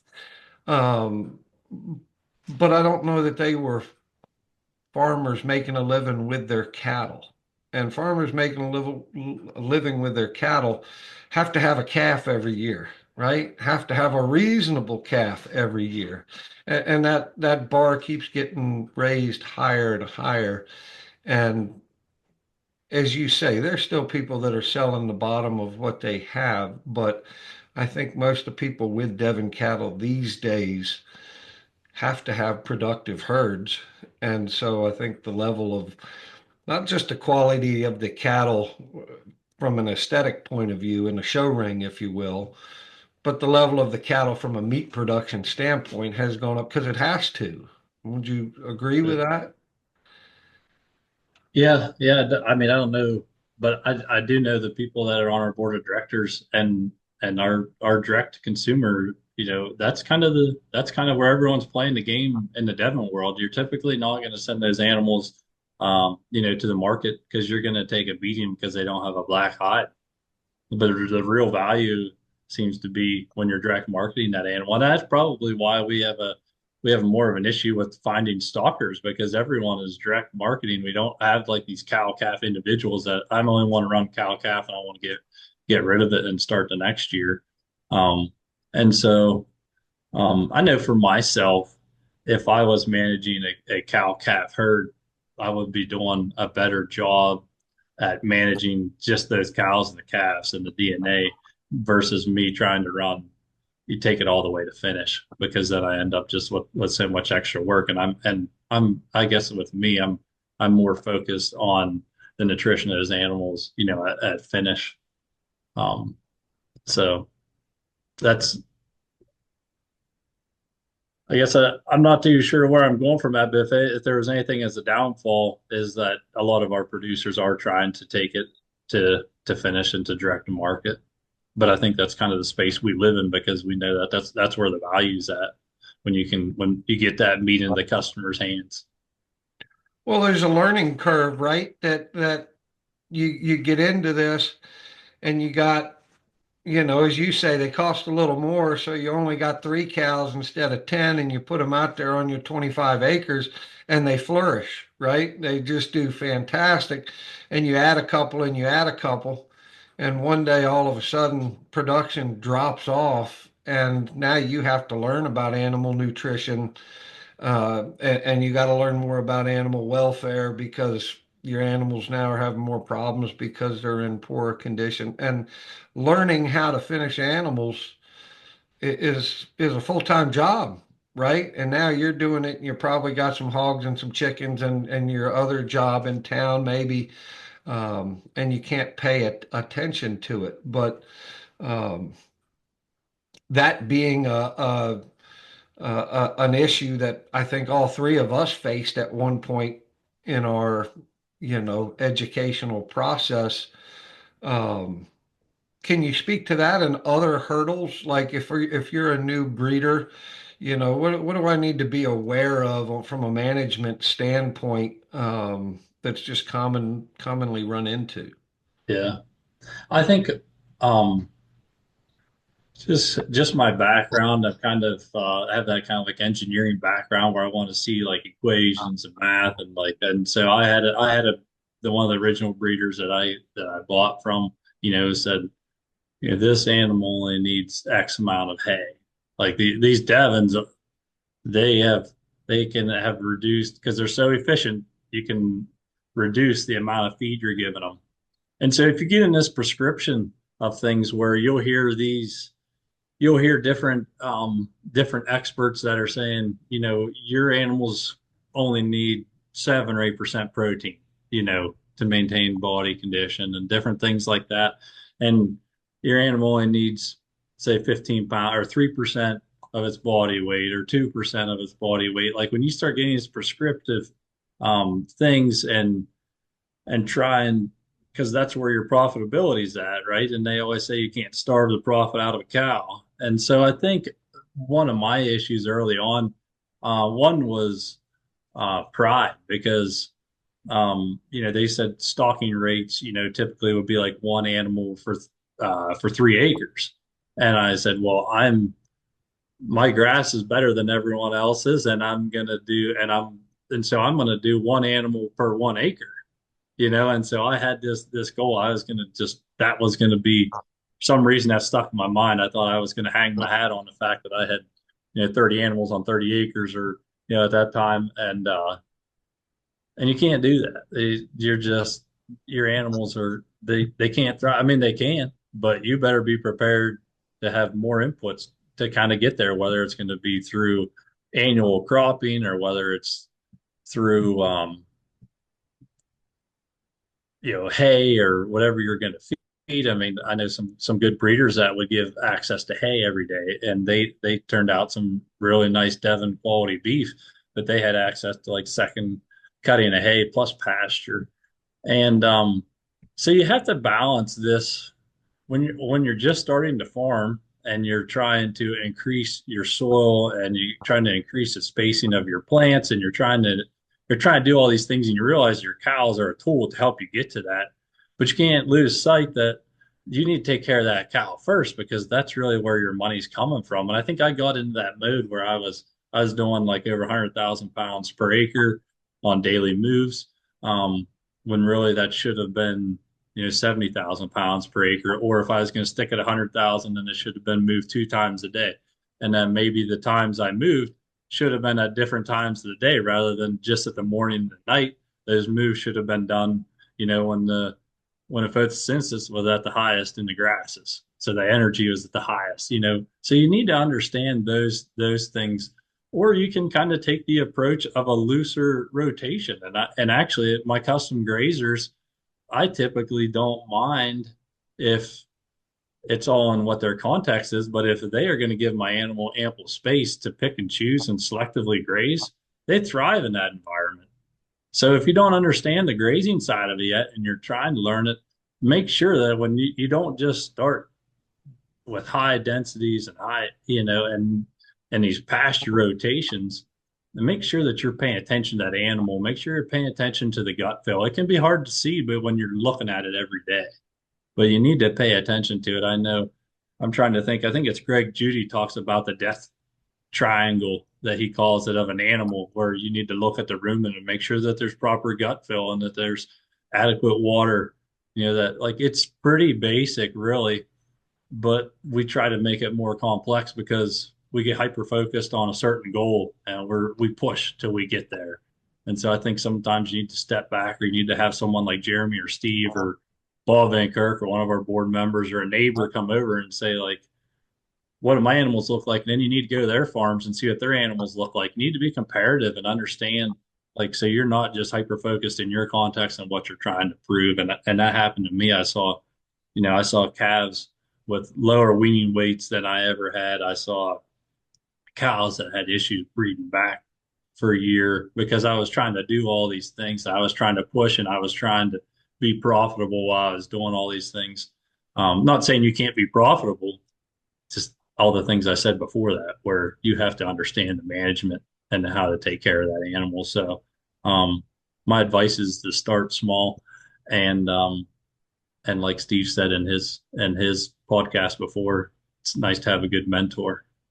Nice to have someone come alongside and really with the Pennsylvania. Right now, I'm actually part of a Pennsylvania. It's Pennsylvania Grazing Lands Coalition, and through that program, they have mentorships And so I've actually been hired by the association to be a mentor to one person for a year.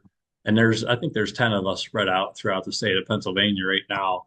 We're trying to work with farmers and help them, so they don't have to make those mistakes. You're coming out to someone's farm and you're saying, okay, what are you trying to accomplish and how can I help you to get there? And just heed those warnings when someone says, be careful of this. Make sure you're paying attention. Absolutely. Virginia Tech has a similar program, and I think most states, most universities with ag programs do. But I think in some ways it's even better to just find that old farmer down the road that's been doing it for 20 years in your environment, right? And there are so many variables, what cattle you're using, what's quality of your ground, etc. Um, but eh, I think that the main thing that I see happen is people do a lot of education till they get started. Once they get started, they get so consumed on their own farm. Steve, we talked about this a little bit when I was picking up that bull from you a couple weeks ago. They get so consumed on their own farm that it's not that they don't care anymore, they just don't have time. And like you said, if you go look at your neighbor's yearlings and they're 200 pounds heavier than yours, well, why? Well, maybe he's feeding 5 pounds of soybean and corn every day, and that's why they're so big, and maybe that's fine. But maybe my animals are stunted because I'm so eager to be all grass fed, um, that I haven't given them proper nutrition. I learned a lesson this year to what you said. We haven't fed any hay at all for 6 years. I just got a bunch of awards and spoke about it at the American Grass Fed Conference, and I'm so proud. Well, this year I'm feeding hay. And before I fed hay, I was riding around. I said, "You put your ego aside. It'd be nice to say I haven't fed hay in 7 years, and I could have made it. But to what AJ said, my cows would have suffered from a production standpoint, a fertility standpoint. Um, and right, we're stewards of these animals. Um, Well, I'll say too, Jeremy, that hit you take when you realize that you pushed the animals too far and you lost fertility for a year.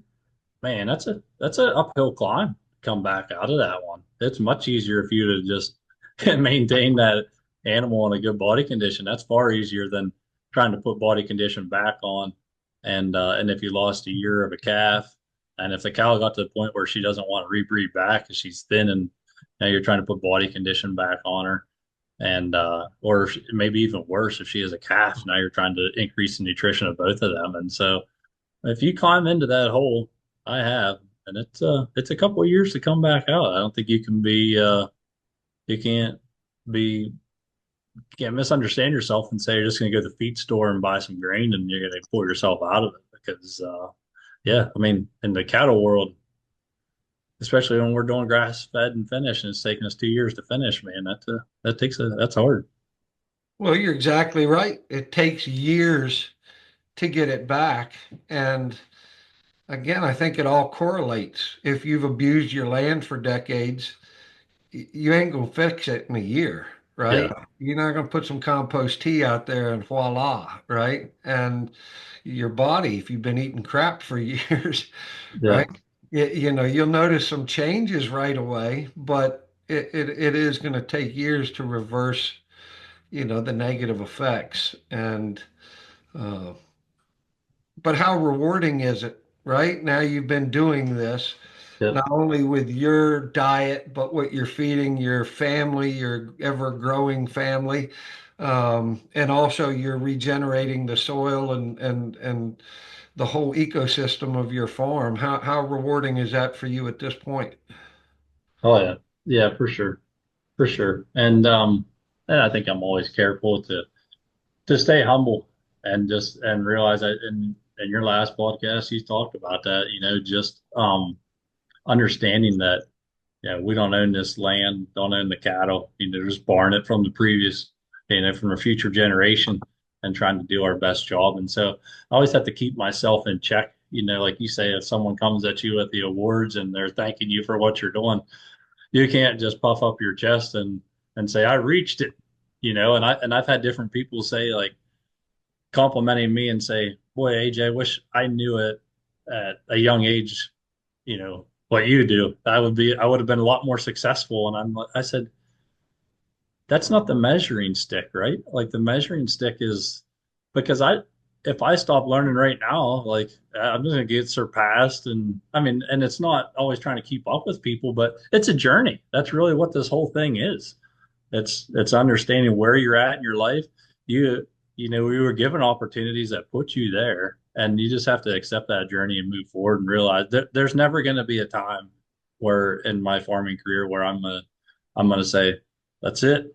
I've reached it, and I don't have to do anything else because I'm always going to be wanting to learn and push the limits. I guess when I reach that point, then I need to make sure that I have my boy or a neighbor by my side and say, okay, this is what I've done now. It's, let's work on you moving it forward. If you achieve Zen, please include me in the enlightenment process because I think exactly what you're saying. I don't think we're meant to figure it all out. And that doesn't mean we shouldn't strive to understand and learn. But the older I get, the more I realize you're not going to put it together. So, when in doubt, work with nature and God instead of against, and you'll have the same success as if you did know why, right? Yeah. Because that's always the way. Well, on that same note, when decades from now and AJ's dead and gone and the boys are taking the next step, what is the legacy you hope to leave behind with this knowledge of both what you put in your body and how you farm and the cattle you've raised? Yeah, the legacy, it kind of continues to change for me because there's a time in my life where I thought the material legacy, that what you're able to gift, the next generation is going to make them better. But I think each of us have to go through our own struggles, and that kind of shapes us as we are as a person. And so I think my hopefully my legacy is like the support of my children and helping them to understand the why of the things instead of just do it this way because this is the way I've always done it. And so not to get in that, but to stay open-minded. Um, I mean, currently right now I have an idea of what I would like my farm to look like in 30 years. And it's with groves of trees, and with the ability of my neighbors to come and enjoy like picking fruits and understanding the land and making their own tinctures and making their own um, herbal remedies instead of us going prescription drug lifestyle. So I have these, and I have visions of cattle grazing through this, and so I don't know. I'm going to go down that journey for a little while here, and I hope that it pans out the way I see it. But I think if nothing else, if my kids realize that they just to try things and that realize that it's okay to fail and understand, being able to accept that, but then also not stopping there, just realizing that you can kind of keep what you learned and try to move the needle and keep it going.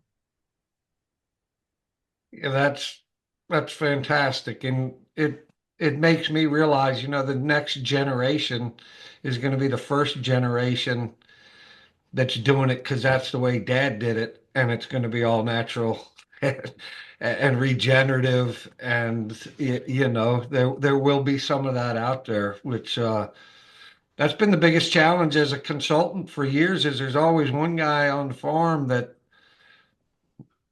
just like your dad, Gail, was like, you can't do grass-fed beef. I've been around, I've seen it. I've had how many people bring me some, and it's always garbage. And it's hard to break people of feeding corn and spraying chemicals, and especially if daddy and granddaddy did it that way. But Yeah, yeah, for to sure. leave that legacy to your boys is into the world is fantastic. Um, well, the last question I have for you is do you want to fire at something at us? But Steve, before I do, you got anything else for AJ? This has been a great conversation. Going all the way back to the testing piece, like I wonder if the mineralization of the cattle, because they're grass fed versus grain fed, like the grain you talked, Jeremy, about we eat what we eats, and if we're grain feeding, is there any mineralization in there versus the mineralization that comes through kind of a longer process that, but so they have more time to uptake a lot of this minerals that then we get to eat. But it, to me, as I'm listening to this conversation, that whole thing is what we're trying to do with a Devon community and an organization and association too, is like to really add value to the feed that we're actually feeding, to the product that we're actually providing. So I mean, listening to you talk, AJ, it's abundantly obvious that there's a consistency between how you farm, how you run your business, how you manage your, steward your kids and your family and your time and relationship with your parents and wife. Like, it's just been it's been awesome to hear. So thanks for sharing on this. But I'll let you fire your questions away. Thanks, Steve. I really do appreciate that. It means a lot coming from you, and I can even remember back when we right before we started praying as an organization. Um, I was going through some stuff, and Steve, him and I were talking on the phone, and he just stopped and he said, "Can I pray with you?"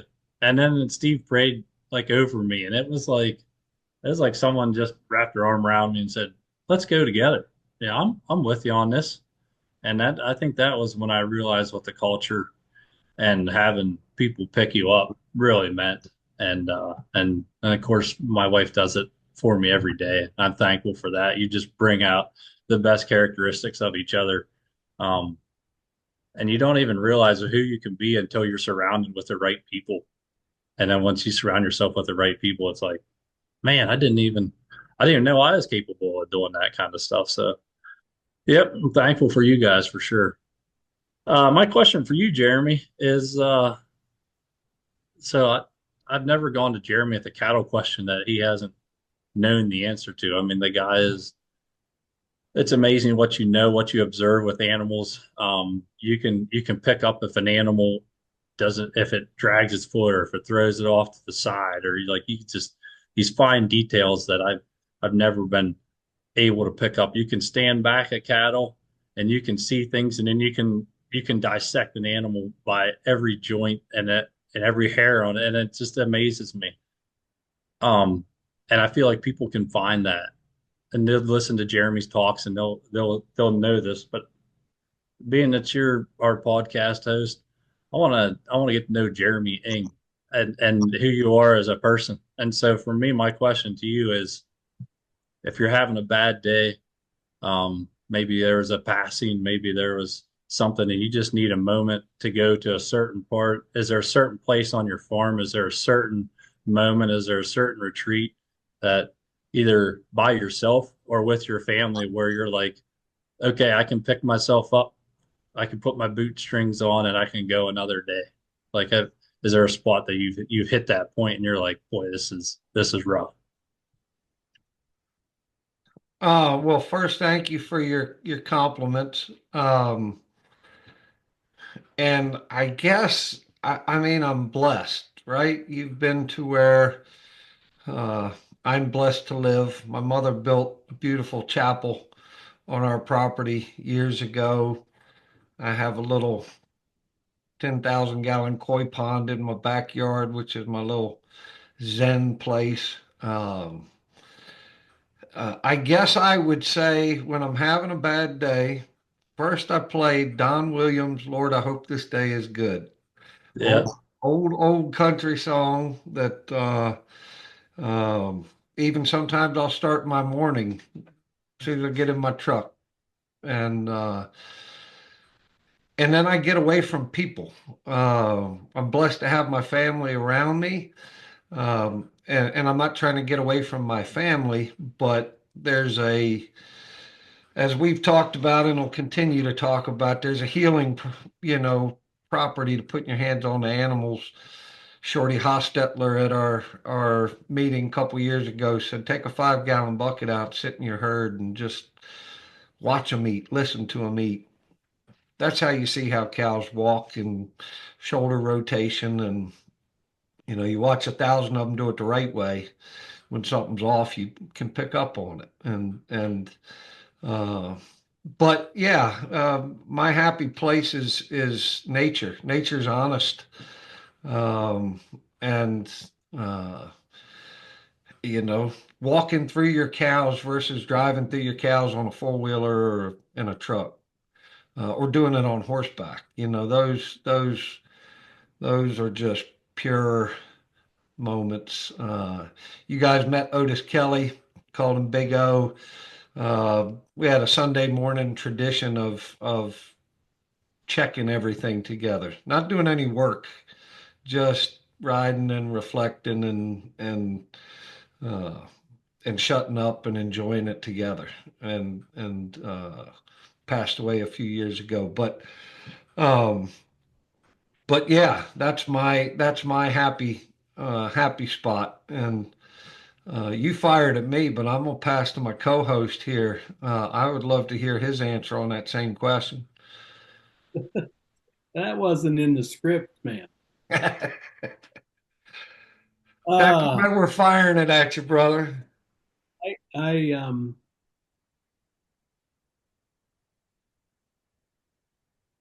that's a really good question. I was deep in listening to you, Jeremy. I guess two things. This has been a year where I've had those things tested. So when you know, wake up at 3 in the morning and eyes wide open, can't stop your brain from running, pressure's on. This summer was a chair on the front porch. I have the gift of seeing a lot of where we're working from my front porch, and it's just beautiful. And but sitting there in the stars and asking the Lord what's up, and doing the little wrestling match out on the front porch probably has been good. And now that we're here in the cold of January, sitting in the recliner right by the wood stove in the morning with a cup of coffee is like that's how I start the day. That's the just lights off, fire in the stove. Yeah, and the brain has been flying in those moments, and that's I'm thankful for that. Some days it just doesn't want to work at all, and I'm thankful for the space to that be okay too. Um, so that's uh, that's been it for me this year. Yeah. This probably won't come out for a few weeks or whatever, but for you guys, I don't know if you guys follow astronomy at all, but right now there's a parade of planets. Like 6 planets are lined up, and one more is getting ready to fall into place. Well, I'm having back issues. Every morning I wake up, oh dark 30, and there's a skylight right above my bed, and Mars, Jupiter, and Venus are just not in a perfect line. But it's I'm not happy that I'm awake, but I lay there and look at that, and it's just been very cool. So Google it. It's like 45 minutes after dark, the best time to see it in the southern sky. Pretty cool. Can't see Neptune and Pluto without high-powered scope or binos or telescope, but anyway, way off subject. Also, I want to apologize to everybody. It's the first one I've ever recorded, and I keep getting all these messages in the top right corner of my computer, texts and things that probably will blur out, but I got to figure out how to hide that if it's recording it all uh, on the podcast. But um, awesome. Well, AJ, thank you so much. Like Steve, you were a natural choice, easy to talk to, and a good friend, and I think I started as a mentor to you, but I think you've mentored me back in other ways, and uh, uh, proud to call you both friends. So thank you very much for doing this. Uh, we will get this out as soon as possible. Don't know who our next guest will be. We've got a few people that have agreed to do it. Um, Maybe I'll throw that question at you guys before we end. Of course, I get to talk to Steve all the time, but um, other than the obvious, and I reach out to people that are listening too, you can certainly email us with questions or suggestions. But who else should we be interviewing? Um, I was thinking the next one, so we capture it sooner than later, would be Charlie and Martha Trantham. I think would be a great one to focus on Colonel Honestly, Lenore and everything that was done there. Say that again, Steve. coming away from the hurricane and the after effects of that, it would be really good for everyone to get a state of the union there at Lenore Creek. That would be awesome. Well, I will definitely reach out. Any other ideas, AJ? Anybody that comes to mind that we got to have on here? Well, I'd say that on the surface level, I think what's going to be cool about this podcast is making sure we capture people, at different um, experience levels. And I think right now, Donna, she's getting snow in Georgia, and she's like, her mind's kind of going crazy about it. But she has just been like, I can't believe how adaptable these Devons are. And like, so she's just been like super excited because I know in the South, there's been a pretty good push for all these grass-fed people to be like, put Mashona in them, put South Pole in them, like put all of these tropical like breeds into these kubus and stuff, and then they get a snow, and then it's like, all right, now what? Right. So I think it'd be interesting to see not only what she's observed on her farm, but maybe what she's observed with other herds and other animals in her area. Well, it's certainly impressive what she's done down there. And we just sold a guy 30 head, and what sealed the deal for him was one of Donna's steaks. Um, and she said it was underfinished. So even an underfinished one can seal the deal. So, That's how um, I started. right? I could bring AJ back at least for a quick conversation about the value of cull cows from the processing end, like what you see south. Like that's the one thing about the grass-fed piece. I think that like these cull cows still have incredible flavor years out, and so what on the meat side, like is like people that are culling 8, 9 year old cows or 7 year, where is there a cutoff where you go, yeah, it's probably best to do this? Or what do you do with your 4 or 5 year old bull that's not performing, but now you've left him a bull for a long time? Like, are there things like that, that recommendations for how do you maximize the value of that animal without, um, just putting it all into ground beef, or maybe that's the only thing. So um, that conversation, I was hope. I mean, if we could have had another half hour, I'd have loved to hear you talk about that and the value. And then also, what's the horizon of value-added products that we're on? You talked about beef sticks and jerky and bolognas and things like that. Like, is that the end, or are we kind of, hey, there's still this whole, like you do beef bacon and it's fantastic. Like what an incredible thing, but that's different than pork bacon. So how do we sell it? How do, that kind of stuff would be helpful. Yeah. I think what Steve's saying is, will you come back and do another episode, and we will put all the other questions not aside. We've answered most of them, but would you be willing to come back and see? We're asking you this while we're still recording and playing nice. Would you be willing to come back and let us fire those type of questions at you? Because Steve has some, I have some, but I think we get a lot of the same questions from people that maybe we can answer, but be great to get your perspective on them and share that with the listeners. Oh yeah, yeah, for sure. I'd be happy to do it again. Awesome. Well, we will set that up. So stay tuned and thank you for watching / listening. Um, this has been great. Thank you both for all you do for Devon cattle, what you've done to help get this thing going, and for being good friends. Appreciate you guys both. Yep. Thanks, guys.